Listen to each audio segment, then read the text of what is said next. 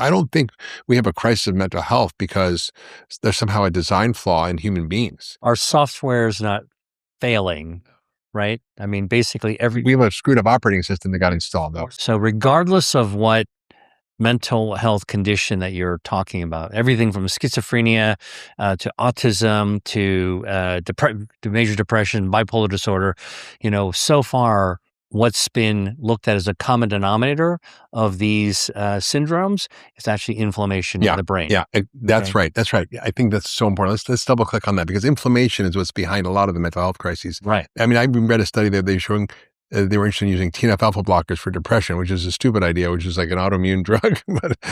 Or it's a brilliant idea. Well, it's a brilliant idea in the sense that it's inflammation, but it's a bad idea because there's better ways to reduce inflammation without all the side effects. Right.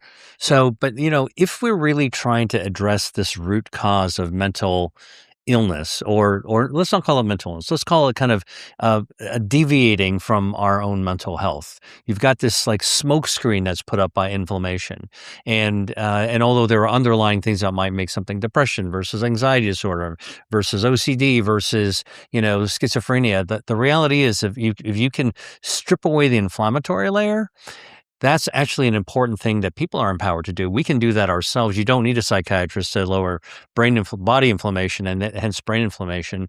And so removing the bad stuff to actually lower inflammation is actually it's low hanging fruit, literally and figuratively, right? I mean, all of those polyphenols and fruits and vegetables that you would eat can actually lower inflammation. So you can get a head start on anything that you're doing for mental health by eating foods that lower inflammation.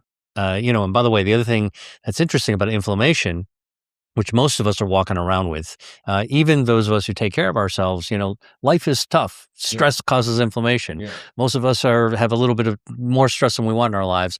And so we're always a little bit inflamed, which is why, we need to actually have that fire extinguisher to regularly put things out 3 times a day whenever we're actually making a choice.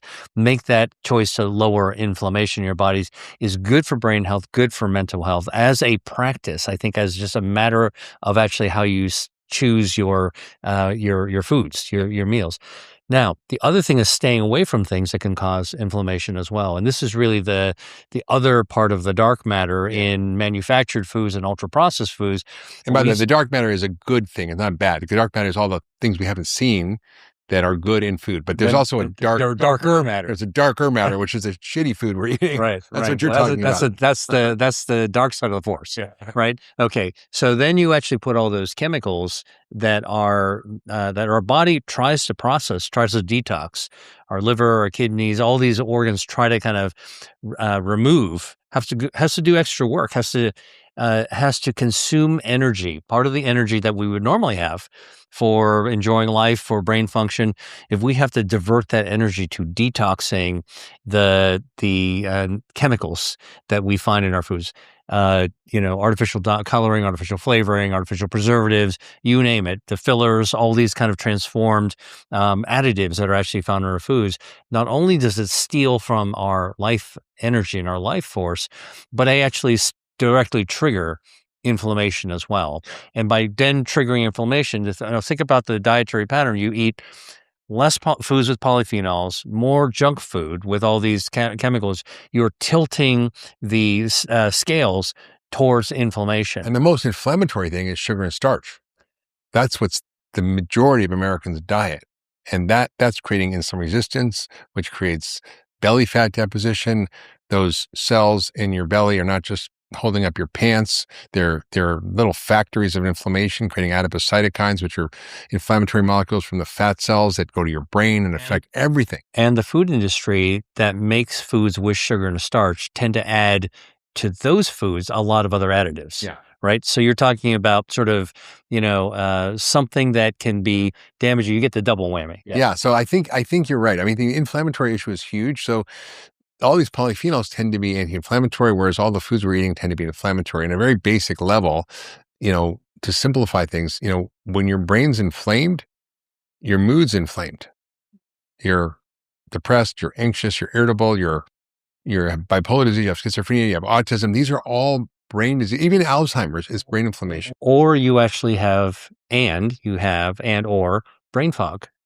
And that actually steals from your quality of life. This is not where I leave my keys. This is like I can't focus on anything, right? And so this is when you when anybody who's in that situation feels like, they really, really need to have some kind of reset to be able to get back to clear thinking. I don't mean to push it, but I'm telling you, the 10-day detox is literally like that reset. And that's one of the things that people say most often when they do it, that their brain fog goes. What are the steps?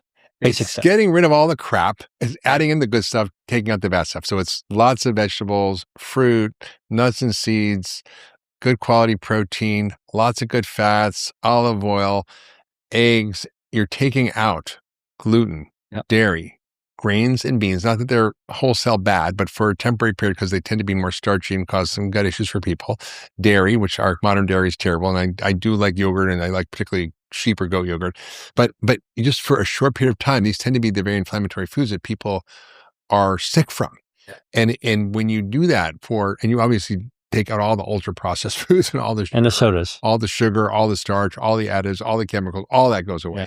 All the alcohol, all the caffeine, all that goes out. And you do it for 10 days. I mean, anybody can do anything for 10 days. And when you do that, we see across the board, I've done this with thousands of people online and in person, there's a 70% reduction in all symptoms from all diseases in 10 days, based on a symptom questionnaire that we do, where we grade your symptoms like headaches 0 to 1, 2, 3, 4, irritable bowel, 0 to 4. And there certainly must be improvement in gut health too. Yeah, 100%. Irritable bowel, reflux, all this stuff. I mean, one person came up to me at Cleveland Clinic and said, Dr. Hyman, I did this and my rheumatoid arthritis went away. Is that possible? I'm like, yeah, it's possible because it went away. Another woman was like, I've been in and out of psychiatric hospitals. I've been on so many psychiatric meds. I've never really felt good. And I feel completely normal. So that's a baseline approach that anybody can do. Yeah, it's basically by free. removing the bad, keep adding the good, and trying to get to your own personal reset. Yeah, it's like I just want to say is it's like hitting the factory reset button. Yeah. I was like, how do you go back to the original factory settings on your phone so you don't get like it all screwed up? And that's what most of us have no clue how to do. And I've just come upon this through practicing functional medicine and learning the science of food as medicine and all the things we were talking about. But it's not that complicated. And so if anybody's suffering from anything out there, it's worth a try. There are more extreme versions, like a ketogenic diet, which is now being explored for schizophrenia and bipolar disease and OCD and cancer and severe depression and diabetes. And I mean, it's kind of like this weird thing where you kind of change the way your metabolic function works. And it has broad reaching effects across so many disease categories.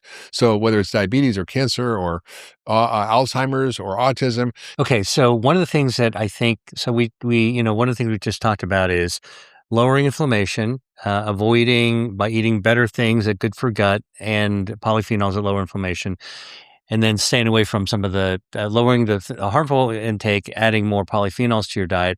But the latest research also begins to identify specific polyphenols and plant-based substances that can make your brain healthier, which then makes your mental state more optimized in any event. So, for example, have you heard of amentoflavone? No, I haven't. Amentoflavone actually is a natural polyphenol substance that's found in cantaloupe. Breakfast food. Okay. And that actually lowers anxiety. Wow. So amentoflavone has been shown to lower the state of anxiety. So we're, again, part of this flavor aroma. Like everybody knows that characteristic scent or flavor of a cantaloupe, like a really ripe cantaloupe, right? It's got a very strong flavor. Exactly. The smell. Amentoflavone. That actually can lower, it's an anxiolytic. It actually lowers anxiety. Okay. So that's cantaloupe is like a natural Valium. Of sorts. What about Anandamide? Have you heard of Anandamide? All right. So tell me. I'm throwing some. This is great. All this new stuff for me. I love it. Right. Anandamides are actually found in foods that many people like dark chocolate. Right? Now, chocolate is a confection, but dark chocolate is made with more of the plant-based substance, cacao, and cacao has all these polyphenols in it, like proanthocyanidin and others, including anandamide. All right. And what do anandamides do when you eat them? They not only lower inflammation, but they stimulate the endocannabinoid system in your brain. So an endocannabinoid system is basically what marijuana, THC, stimulates. You feel better, you get more relaxed, you kind of zone a little bit, you feel happier in general. Dark chocolate, that happy feeling people have, Yeah. anandamide activating that receptor system, which is related to the opioid system, okay, the endocannabinoid system. Yeah, that's why I like chocolate so Another much. another food that people consider to alter your state of being towards happiness for people that like it are truffles. Truffles like Forest like truffles, oh, not not like chocolate truffles. chocolate, Now like I'm switching like now. The mushrooms, yeah. mushrooms. Well, it's not exactly a mushroom, but it's more related to like a fungus. But truffles, which are prized in the Mediterranean at certain seasons, right? I think you and I had a meal once where we had some truffles, and the That's fact right, of the that's matter is right. that I remember it has this that. incredible aroma, Yeah, and some people really love truffles, and it makes them feel good. yeah. Anandamide in Wow. truffles and chocolate. So again, this whole idea of like elevating our mood, we're not always treating depression. Sometimes you're elevating your mood It's as like an well. enhancement. It's like An enhancement. there's a whole word called nootropics, which means compounds that right. actually help increase your cognitive function and mood, that are not, Right. actually treating a disease. They're just causing an Improving. elevation or an improvement. And that's the point I'm trying to get at, which is that we're not only trying to take a sledgehammer against inflammation. We're not only trying to, remove harmful substances from your plate, but we're also thinking about for happiness and joy, elevating our own mood. And that's also connected to the gut and the food that we choose. Yeah. If you love that last video, you're going to love the next one. Check it out here.